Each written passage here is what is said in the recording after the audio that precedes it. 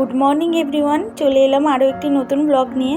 আজ হলো তিশানের পিসাইয়ের বার্থডে, তাই আমরা এখন যাচ্ছি তিশানের পিসাইয়ের জন্য কেক আনতে। আর আমরা সকলেই যাওয়ার আগে ঠাকুর নমস্কার করে নিই, তাই তিশানও শিখে গেছে। দেখো কত সুন্দর নমস্কার করছে ঠাকুর, দেখো আমিও দিয়ে দিল। আমরা চলে এসেছি মিয়ামরিতে তিশানের পিসাইয়ের জন্য কেক নিতে। এখানে অনেক ধরনেরই কেক রয়েছে, তো ফাইনালি আমাদের একটা কেক পছন্দ হলো। কেকটা দেখতে খুবই সুন্দর। এদিকে আবার তিশান বায়না ধরেছে ছোট কেক নেওয়ার জন্য, ওর নাকি বড় কেক পছন্দই হচ্ছে না, তাই ওর জন্য আবার ছোট কেক নেওয়া হলো ওর পছন্দ মতো। কেক নিয়ে বেরানোর সময় সবাইকেও টাটা করে দিল। অল্প সময়ের মধ্যে সবাইকেই ওর আপন মনে করে। আর এসেই আমরা বসে পড়লাম ফ্রাইড রাইস তৈরি করতে। সব কিছু রেডি করাই ছিল, শুধু বাকি ছিল মেশানোর, সেটাও করে নিচ্ছি। আর সাথে সাথে দেখো তিশানও আমাদের খুব হেল্প করছে, তাও আবার কি দিয়ে, চিনি দিয়ে।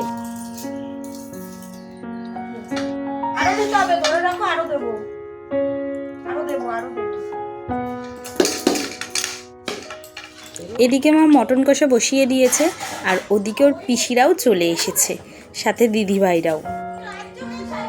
আর ওদের দেখে তো তিশান কান্না আরম্ভ করে দিয়েছে। দেখো তিশানের পিসাই আবার ওর জন্য গিফটও এনেছে। আর আমরা এদিকে কি করছি দেখো।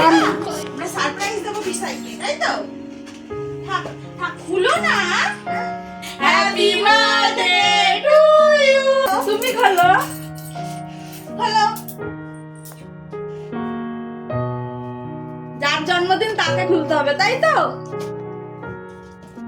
যার জন্মদিন কেক সে খুলবে।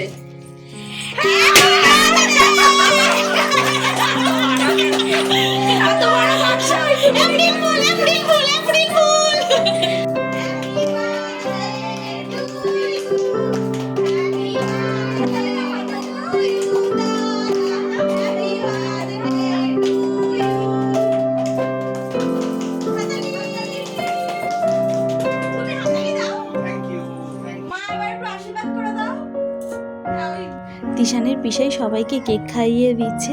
কেকটা বেশ দারুণই খেতে। আর ওইদিকে দাদাভাই স্পেশাল গিফট নিয়ে এসছে, যেটা দাদার ভীষণই পছন্দ।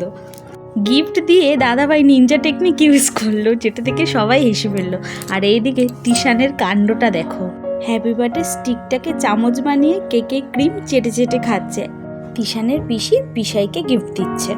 এদিকে তিশানের পিসাইকে খেতে দেওয়া হয়েছে, তাই দেখে তাড়াতাড়ি করে এসে তিশান ওর পিসাইকে একটু জল খাইয়ে দিল।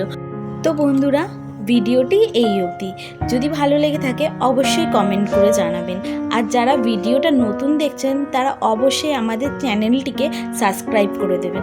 থ্যাংক ইউ বন্ধু।